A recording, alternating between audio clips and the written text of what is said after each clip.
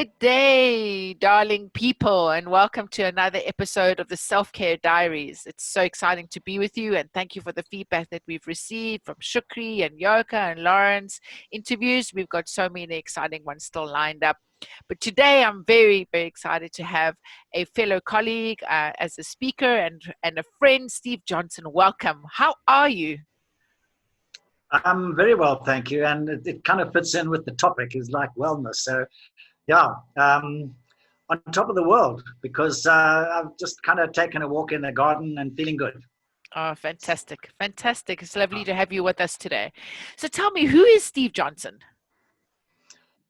Um, Steve Johnson, really quite a simple guy in the context that, I come from a farming background in Zimbabwe way back. I grew up on a farm. And I grew to love nature and being in the wild. And so I don't want for many things. And, I like the simplicity that you get in nature. So I grew up on the farm in Zimbabwe, studied in Cape Town at the UCT, and went back to national parks in Zimbabwe to join the National Parks Board there. And I spent in my kind of early career years there as a game ranger. And that's where I really kind of got this deep understanding of the wild and what it can do for people. And subsequently went on to further my education into that kind of sphere, the eco-psychology, they call it. And from there, been in various national parks around South Africa, Northwest Parks, and I was one of the people that helped start Pilanesberg and Kigai and starting Madikwe. And currently have been working on various other wildlife management projects with USAID, and have, just broken out into my own sphere, which maybe we'll chat a little bit about just now. So I'm a guy that is deeply kind of embedded in nature and what it provides. I'm a bit of an esoteric and an alternative thinker, which I think comes with kind of just the connection with nature. Yeah, so that's Steve. It's amazing. I'm busy doing I'm on a shamanic journey at the moment. Oh, wow. How do I say it? I'm being led by Franz Heels in Cape Town, and we do it via Zoom. I mean, it's so amazing. In the olden days, they had smoke signals. Now we've got Zoom calls. Birds that like send messages from north to south, and now we've got Zoom. So yeah, it's been an incredible journey into a deep love and understanding of nature. For me, for the longest time, I've been a bit scared of nature, to be honest, because firstly, when Mother Nature sneezes, there's an ice age. She's brutal. She takes no prisoners, which is great. But I also, like, for me, nature, I used to live in Hogsback. I'm sure you know Hogsback. Yes, very well. So very esoteric. Say? Very esoteric place. Yes. I lived there for a year with my ex-husband, and the silence was deafening. I've had to go back into the city, and it's taken me a very long time to look at nature from a distance to be able to slowly learn. I've almost gone back to the city to learn to penetrate back into nature in a very gentle way. And now I'm going to Hogsback at the end of the month to go and meet my granddaughter, and it's going to be interesting. Wow. Go into that space, and from a different learning. But before we get into that, Steve, tell me, what value do you bring to the world? I think the key thing that I am passionate about, and I've spent my life kind of working on, is getting other people to firstly to understand our nature better, and then actually to take action and make that come alive and do stuff that does help our nature remain intact and whole. So the value I bring at the moment is, although I've been actually working with wildlife and with various programs to do kind of, for example, I was part of a team that was helping to recreate the corridors that allowed the elephants from Zimbabwe and Botswana to go back through new corridors, reopened and reactivated corridors through the Caprivi Strip in Namibia, to go into Angola and to Zambia, those kind of things. Very much kind of hands-on. But early on in the Zimbabwe National Parks, I was the founder of the Natural Resources College there, and I saw that what we missed in all of our countries' conservation agencies, national parks, is leadership and management and good management. And after many years of cogitating on that, I've now broken away and I've formed my own NGO on leadership in conservation. That's called Leaders for Growth, and my own business that's attached to that called Growth Leaders, which I do all my coaching and my public speaking through. So what the value I bring is to help those people who are the managers of our natural resources and are involved in it in any way, even in the private sector, to help them become conscious leaders with consciousness. Okay, and to understand the bigger picture. Funnily enough, in the latest Weekly Mail and Guardian, there's a whole insert there of a conference and a competition they've just had on which business people are the best conscious leaders that integrate the environment, the social, cultural needs, and the economics together and have what they call the triple bottom line. So that's the space I'm in. That's amazing. Not many people know this. My mum was killed by an elephant in the Kruger National when I was 4.5. And as you can see, my logo honors the elephant. Okay, right. Adore elephants. I think they're very amazing creatures. So I think in a way that's also I'm a little bit hesitant about nature because of that experience. But I love that you've opened up those corridors. There's the book by Anthony, The Elephant Whisperer. I forget his name. Yeah. It's such a beautiful book. It's amazing work that you're doing. Thank you, Steve. Thank you. It's really Thank you. So if we're speaking about self-care and nature, how would you blend or marry those two? You know, it's an interesting thing. I was about 12 years old when I went on a journey. My parents had just moved down to Cape Town. And a friend of mine who lived on a farm in Zimbabwe at the stage invited me back that Christmas to have Christmas with that family up there. And I arrived there. I had a 3-day trip on a train at 12 years old on myself with no one accompanying me. Just me and my passport in a bag. And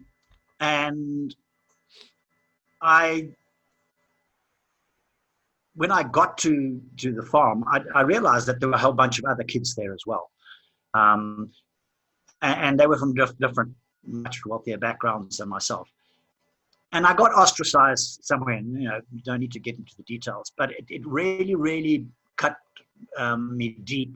And so I left the particular situation, the incident, and I climbed the hill behind the farmstead, and I sat on a very big granite rock.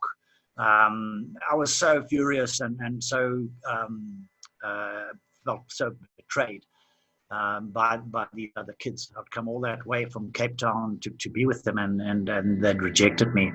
12-year-old kids have got a very fragile kind of temperament at that time. And sitting on the rock, looking out over the kind of natural landscape, because it was quite high, a dove came and landed in the tree just on my left-hand side, and it started calling and cooing. Okay. and it was amazing, like a calmness and a peace just descended upon me, just came down, and I just became one with the environment. And I realized, firstly, that that was what I wanted to do in life from that moment on. But whenever I've needed to get calm and to quell any angst or whatever I've had, just going into nature and being in nature helps. Even if it's in a wild part of our garden, or we have a river in front of our house here in Johannesburg, and I just take a walk out in amongst the kind of the riverine bush there. Um, and it soothes whatever kind of issues that I have. And I've researched that. I've actually gone into it very deeply, as to kind of what is it, what is it about nature that it helps people become calm and kind of reflect and allow themselves to deal with their issues better. And the research shows very categorically that the healing power of nature, just being in a space for 10 minutes, can help people concentrate better. They have better relationships. They relate better in nature. And so I use it a lot in my work, facilitating large groups or coaching or working with people, is to sit in the garden or sit out under the trees rather than be in an office, or rather be in within four walls. And it just allows one to connect with other people or with your inner soul, okay, and to realize that we're just part of this bigger kind of universe, and a very small part of it as well. So that's the connection. Beautiful, beautiful. I love your story about the bird, because I feel in my office, if I look out the window, in the next door neighbors, they've got this massive tree, and at 4 o'clock the birds come and visit, and I feel like they choirs for me. And I've got lovebirds, and I don't even know what all the other birds are. Not hardy daws, those quail. I don't know what that is in English. Yeah. But I have the lurry that come and visit, and I just I like that soul. It's a soul song. It's like I feel it's like it's a deep sense of connection. I get that with butterflies as well. My family, I drive them mad, because whenever I see a butterfly, I'm like, it's a sign.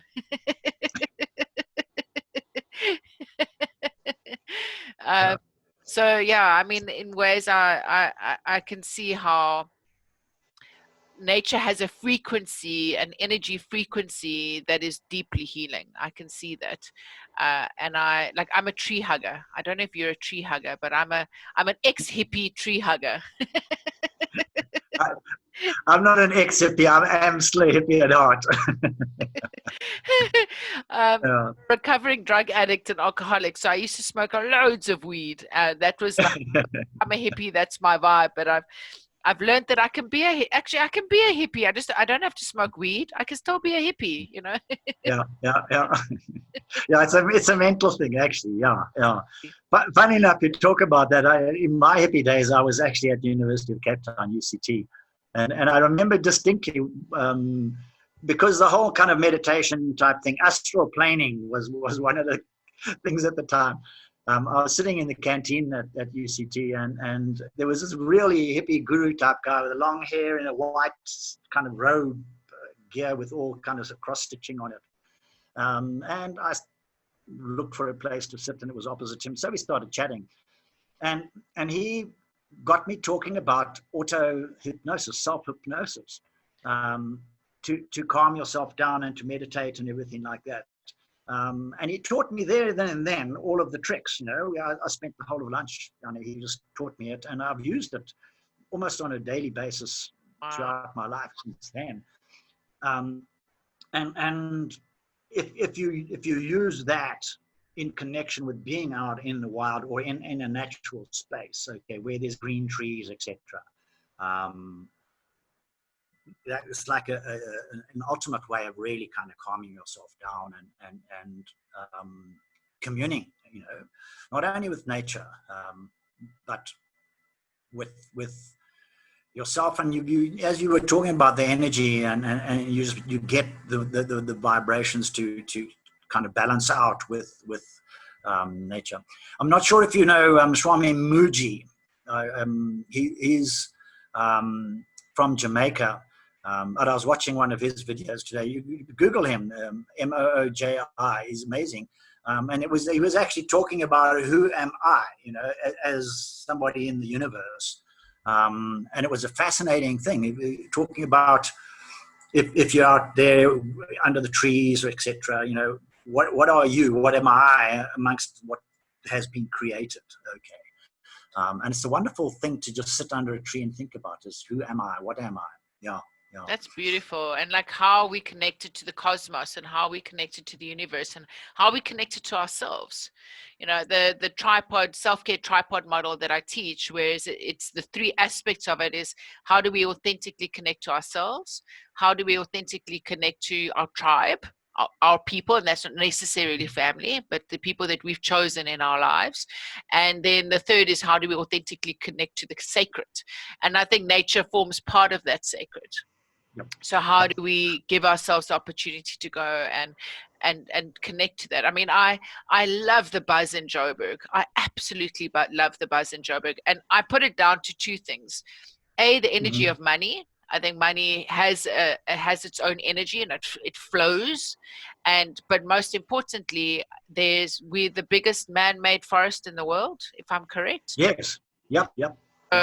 Gazillion trees, and those trees have a deep sense of healing, and the vibration is so beautiful. So it's really buzzy and happy. I'm very happy now in Joburg. I was very sad and down in Cape Town for many years, and I never realized what such an impact a place can have on one. But I was born in Joburg, so I do feel like I've come home. And as far as I'm concerned, all the best people come from Joburg. That's generalizing. Yeah, I thought the best people came from Zimbabwe, but anyway, we won't go there. My family come from Zimbabwe. They were also Wenwes, so I'll agree. Okay. Yeah. A fascinating thing is I'm reading a book at the moment, but it's always been one of my, having studied science and ecology at UCT. I've always tried to marry the kind of esoteric spiritual side with science. Okay. And Fritjof Capra, I'm not sure if you remember him, he was an atomic physicist who did that in those hippie days, using LSD. He actually later admitted. But there's a book just being written that shows, if you think of what an atom is, it's a piece of little something that is a millionth of a size of the space it occupies as it races around in its space. Okay, it like fills the space, it buzzes around so fast. So it itself is a very minute piece of weight, but the space it occupies is massive. When you aggregate many of those together, it's just really space that's connected through energy, etc. And we're all made up of those atoms. And I've always said that there is this kind of energy flow that we have, and we're largely just like space, made up of these atoms. So I've studied Reiki and the kind of the art of healing through energy and things like that. Many people kind of think that's a bit wacky. But then when I do some healing on them, then they're quite surprised at some of the kind of effects and results of it.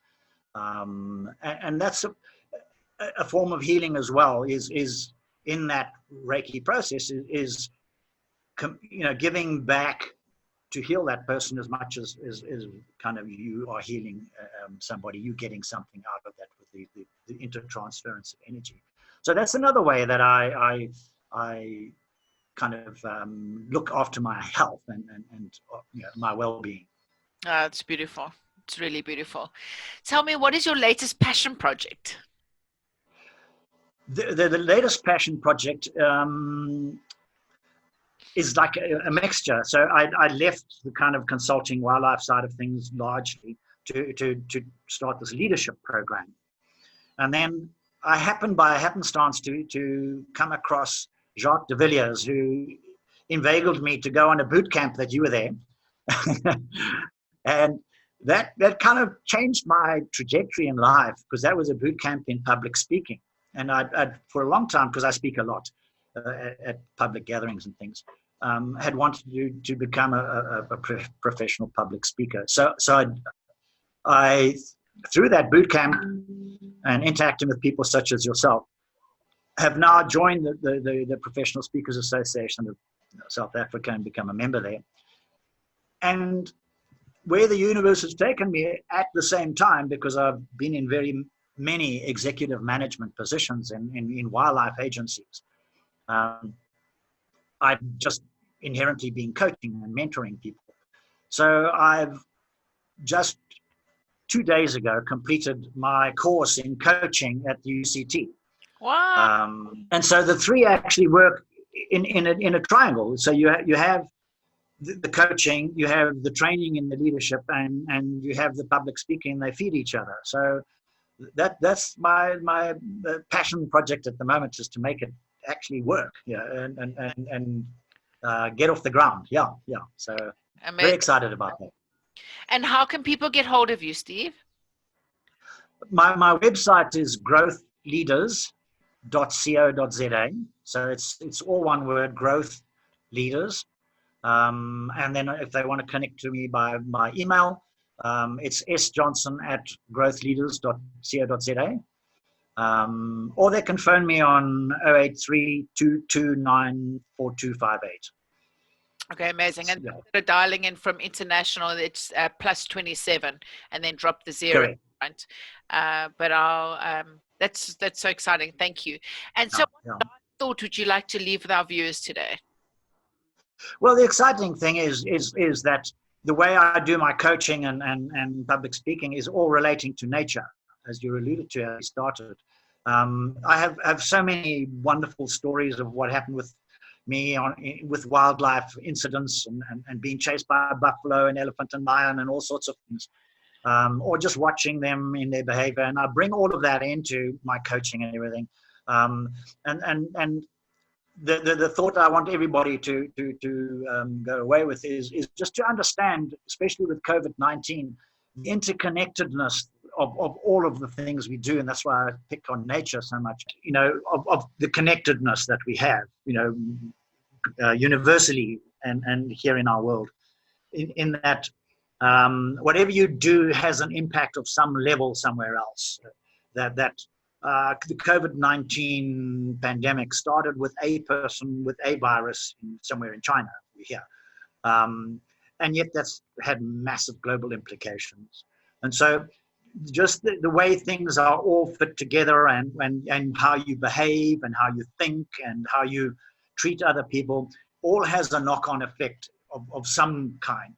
And so really just the thought to leave is just be kind to each other and know that what you do has an impact somewhere.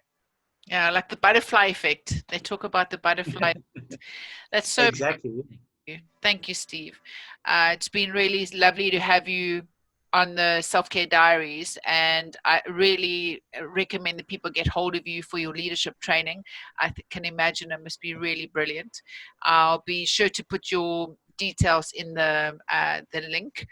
And thank you to the viewers. Steve, again, thank you for joining us. May you be blessed, and may your family be safe. And thank God it's spring, so it's getting a little bit warmer here in Joburg. And I look forward to seeing you again. God bless you. Thank you very much, and likewise to you and to everybody that's listening. Thank you.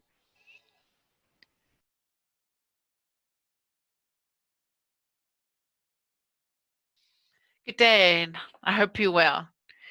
Are you struggling to communicate in your relationship? Do you wish that your partner would take more interest in you as an emotional being? Do you wish that you could communicate openly and honestly with your partner? Do you wish you had a tool that could help you do that? Well, look no further. I've created the Couple Revolution communication deck. There are 26 cards, and there are 6 prompts on each card. So, and there's a dice that it comes with, and this cute little organza bag. So how it would work is you would choose a card, and I'm choosing Sanctuary today.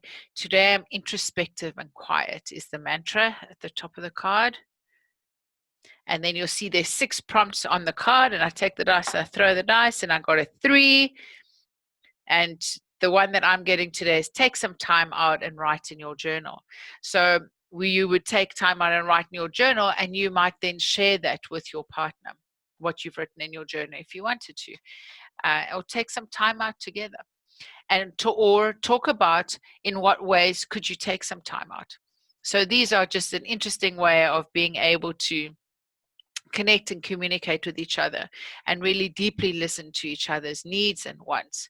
So head over to my website. It's www.leejoy.co.za, and go and have a look at the shop, and you'll be able to order the Couple Revolution deck of cards from there. Wishing you a beautiful day. Goodbye.